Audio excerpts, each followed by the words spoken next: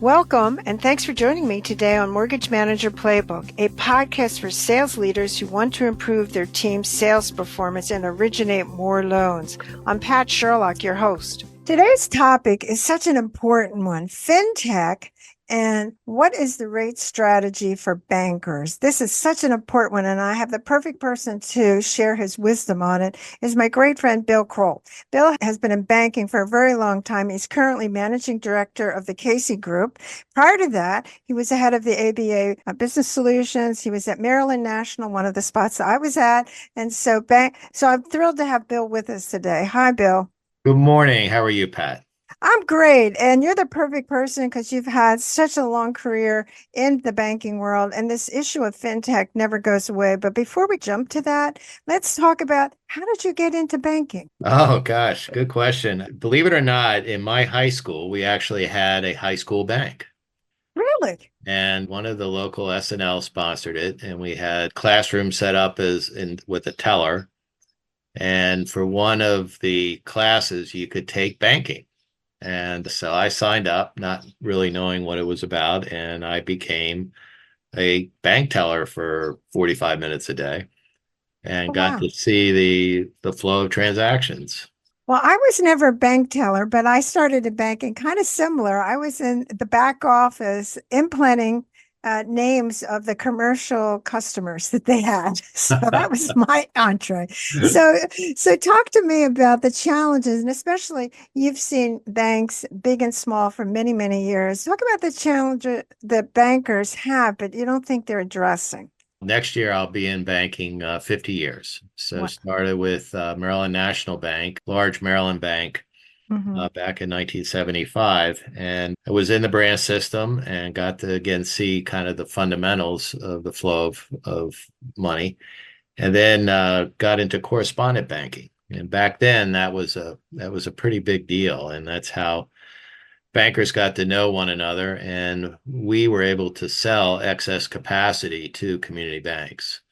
And so my job was to go out and make friends with the bankers, find out what their needs were, and work with them, be it operations, be it check clearing, or be it loan participations, bond trading, bond accounting, things like that. So they were very basic services. And at that time, most banks were either doing their own core processing with a big IBM machine in the basement, or they had a courier every day pick up their work and take it to a processor and would post the general ledger to the bank every night. So it was very antiquated and very expensive because most of these banks were spread out all over the countryside. But it gave me a good exposure to the way community banks work and the importance of community banks in their own areas. So you've won on the other side where you've been a consultant to many, many banks, and talk about what you think that banks really are successful doing differently than the other folks. Yeah, and it's all over the board. I've been in many banks that I think do a very good job kind of embracing technology, understanding who the right partners are, and working the relationship that they have with their core the way it should be. We banks are kind of managed by their core processors. Most of them use one of the big three, but oftentimes it's the core processor that's managing the bank.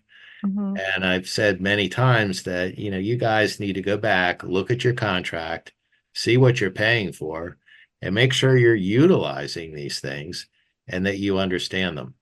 The flip side are the ones who say, I have my core processor, but there are other things out there that need to be addressed and newer products, better products.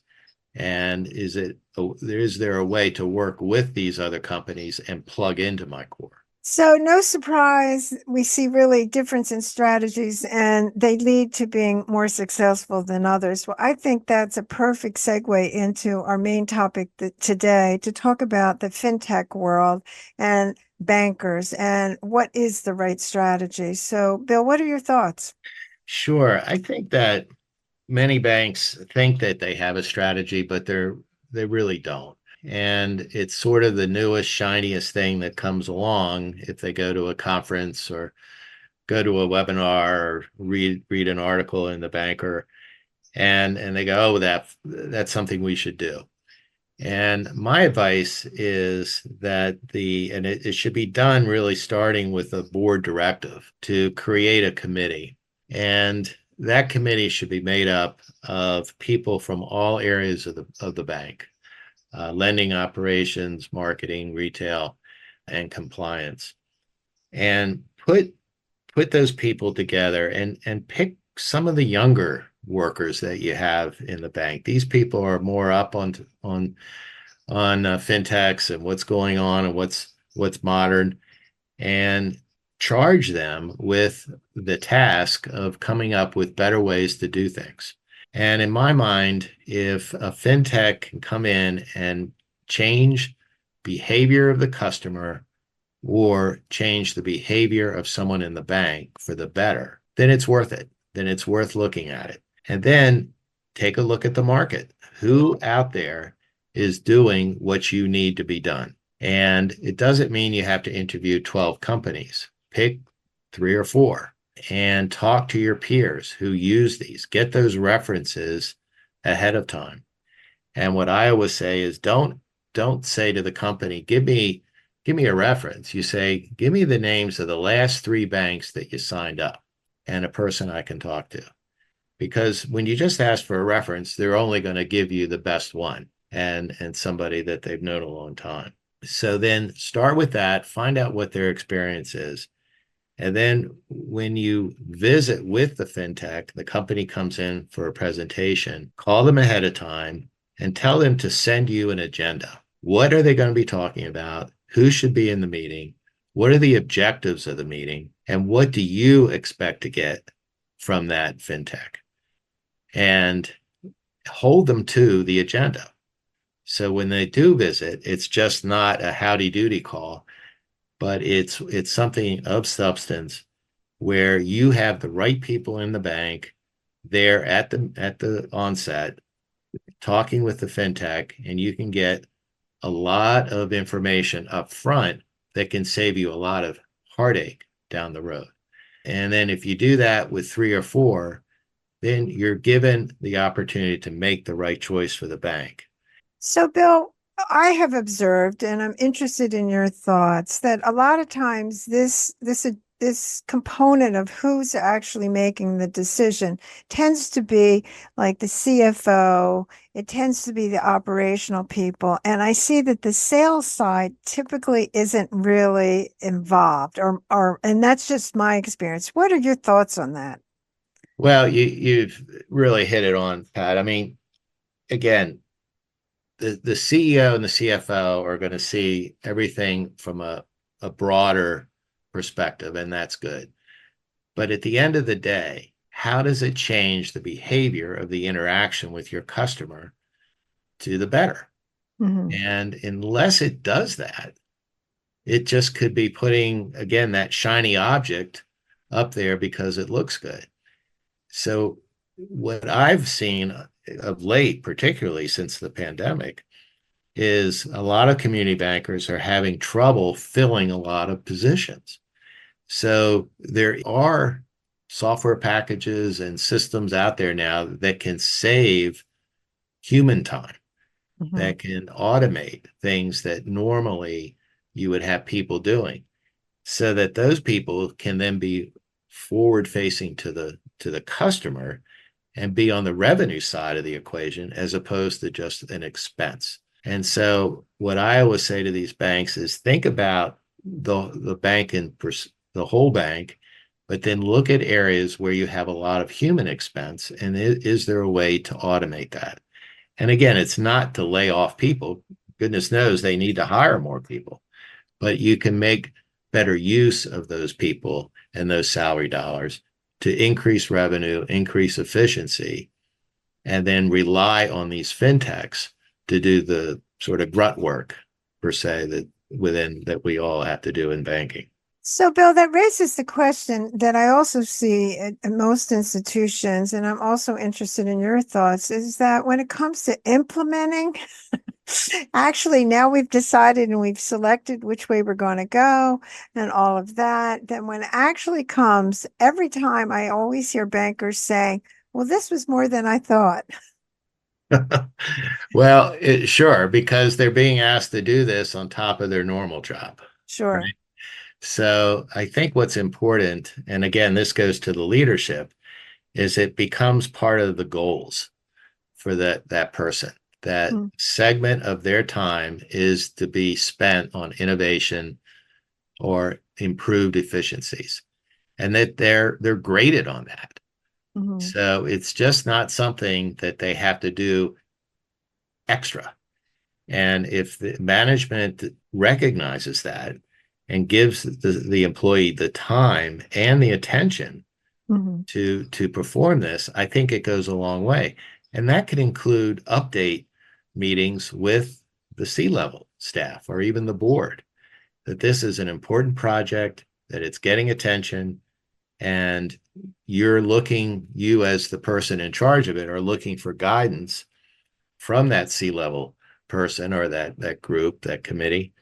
And if it's set up that way in the beginning, then there's no misunderstanding, because other things do fall off. If that person has other things to do, mhm. that has to be, redistributed.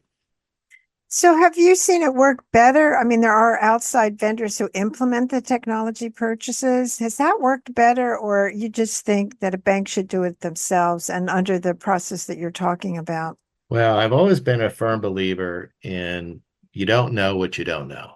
Hmm. And there are companies out there that are reasonably priced who have a vast experience with helping banks implement, particularly in technology. And I do think that it's worth talking with these people with the onset, particularly if it's a large project. Make sure that it's going to interact well with your core, that it's not going to disrupt any other systems that you have within the bank, and that it's easily understood by employees. And one of the things that I think is kind of haunted banks for years is when they do implement something and it's a new product and there's a lot of hype for the first week, and then it goes on the shelf and everybody's on to the next new product. And Hmm. nobody ever goes back and says, well, whatever happened to that? Or Hmm. did we sunset that other product because we don't need it anymore? Hmm. And a lot of employees are faced with understanding way too much that's really not relevant anymore to the customer base. So that raises the issue. And since you're in this field on a day-to-day basis, what are the fintechs that you see the banks? I know this is a hard question. The banks are actually really trying, they are actually buying. I'm curious in what you're seeing in the market.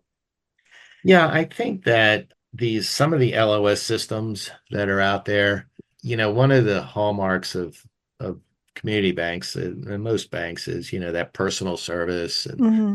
you have to make an appointment and walk in and sit down with your stuff, and the world doesn't work that way anymore. And people don't have the time. They're used to going on the internet. They trust the internet.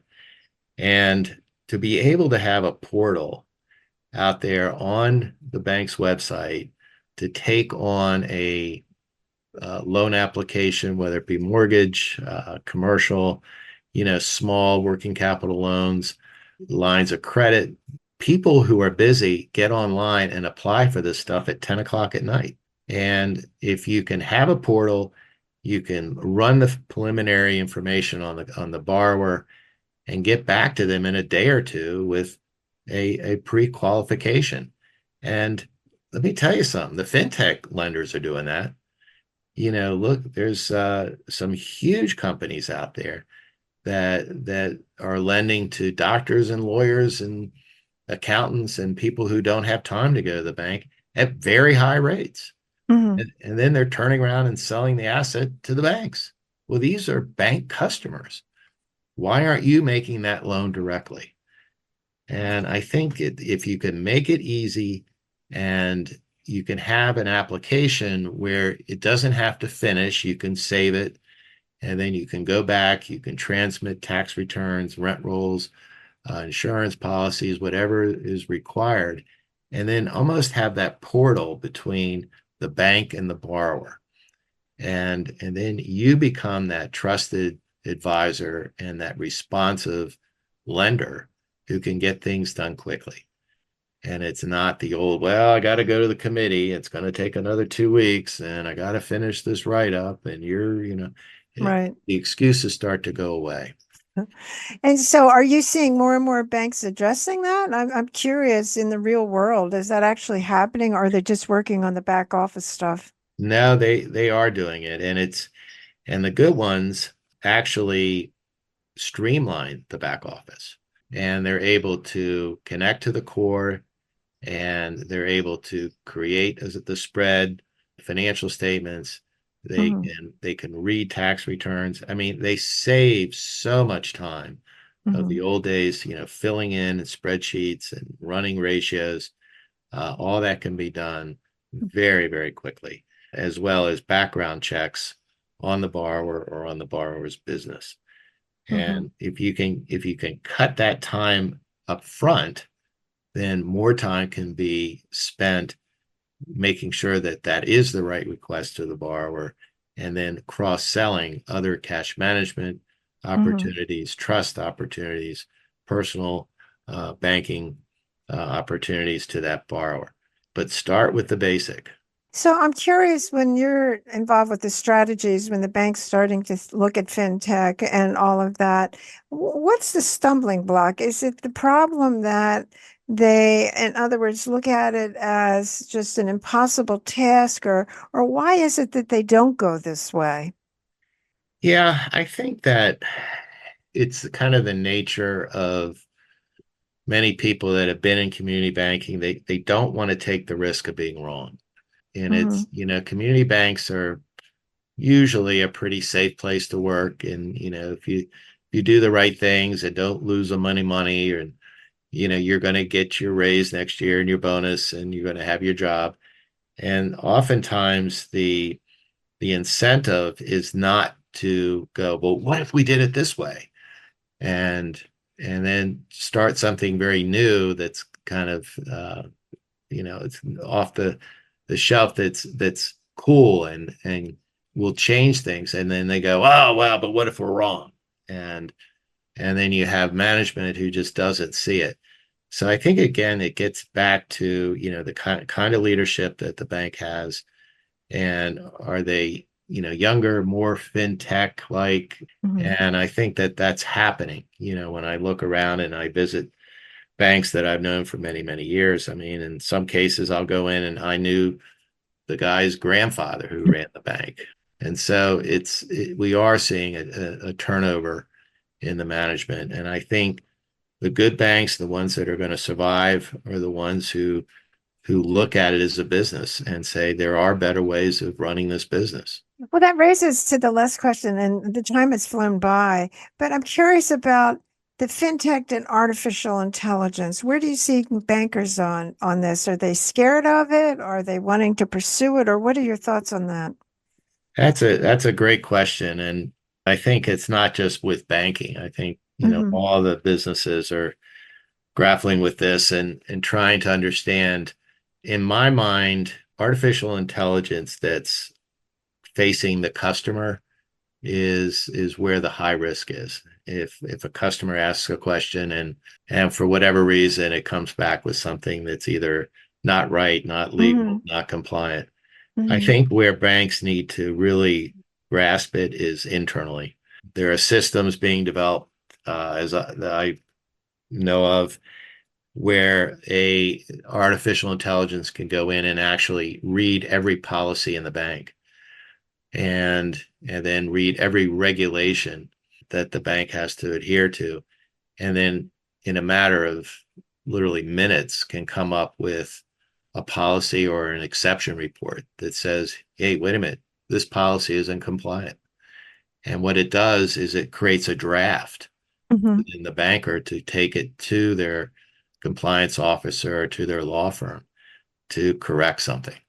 And I think that that is a wonderful service for a bank to get into, as opposed to setting up, committee to review every loan policy with respect to CRA that we do in the whole bank. That could take months and months and months, where artificial intelligence could gather that information and get it out very, very quickly. And again, it's only trained inside the bank and with the regulations. So it's not pulling information off the internet. Mm. Well, I find that fascinating. I'm going to have you come back and talk about some more things like that, because I think that's a perfect example of the good use of it. So if you would like to give our listeners a couple takeaways for today, what would be your thoughts? Sure. No, thank you, Pat. And thank you for, being a friend for this long. And, Mhm. we worked together. I retired a few years ago from the ABA, and I found that I missed it, and I missed the people. I missed the community bankers. So my business today is to continue to talk with community banks about things that can help them either make money or save money. And I represent 9 or 10 different companies that I know very well and who kind of fit that mold of what a fintech should be doing. And I encourage bankers to talk to one another, to go to their state and national trade associations, interact with their peers. Bankers love to talk about themselves. They love to talk about their banks. And every time I've talked to a CEO after a conference, and I've been to hundreds, I always come back with 3 or 4 new ideas that I never would have thought of. And it's so much easier not to reinvent the wheel, but to find out what works and what doesn't, and then take those ideas back to your bank and write them down, get a committee involved, get some interaction. And something that we helped start at that I helped start at the ABA was recognizing young bankers. This kind of fintech evaluation is a great way to look at your up and coming leaders and then get them involved at the national level with your trade association, and take them to Washington, take them to Capitol Hill, let them hear what's going on legislatively, and it will broaden the way they think. It'll broaden their value to the organization, and you're cultivating that next generation of leadership. So it all ties together, and it's been a good run. Well, Bill, I can't thank you enough for sharing your thoughts. And certainly, I would say to our listeners, Bill is the best guy to talk to when it comes to the fintech world and the solutions out there, especially for community banks. And I'm thrilled to have had him today. And I want to thank you again, Bill. And I want to thank our listeners. And if you would like to subscribe to our podcast, go to patsherlock.com. Thanks, Bill. Thank you, Pat. Talk to you soon. Thanks for listening to Mortgage Manager Playbook. You can catch up on all our episodes by subscribing to receive each week a new show. Don't forget to share this podcast with your friends and team members. If you're looking to increase production, call me to discuss my prospecting sales training program, Ramping Up Realtor Referral Sources. Check out my website, www.patsherlock.com.